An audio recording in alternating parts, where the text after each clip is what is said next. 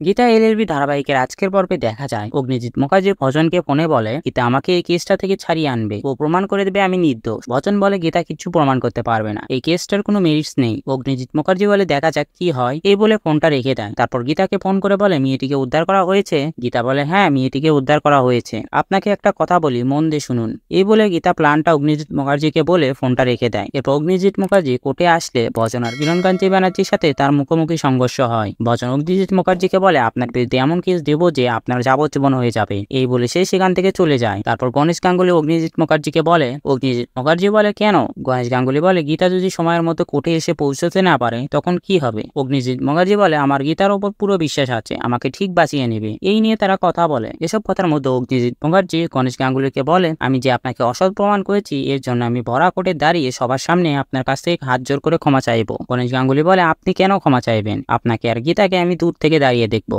আর আমার গর্ব হবে গীতা আমার মেয়ে। অন্যদিকে বচন বড়বাবুকে বলে সাক্ষী কোথায়? তখনই সেখানে রত্না দেবী আসেন। এরপর সেখানে অগ্নিজিৎ মুখার্জি এসে ভজনকে নির্বোধ বললে ভজন রেগে গিয়ে অগ্নিজিৎ মুখার্জির ওপর চিৎকার করে ওঠে। অগ্নিজিৎ মুখার্জি বলে তুমি শুধু নির্বোধ নও, তুমি একটা পাক্কা মূর্খ, তার সঙ্গে তোমার এই সঙ্গীটাও। পাশ থেকে কিরণকান্তি ব্যানার্জি বলে একদম ঠিক বলছেন, কোর্টে আজকে ঝাপতাল বাজবে। সেই মুহূর্তে গীতা এসে কথাটা শুনতে পেয়ে বলে এবার কোর্টে বাজবে কেওড়া তাল, সামলাতে পারবেন তো?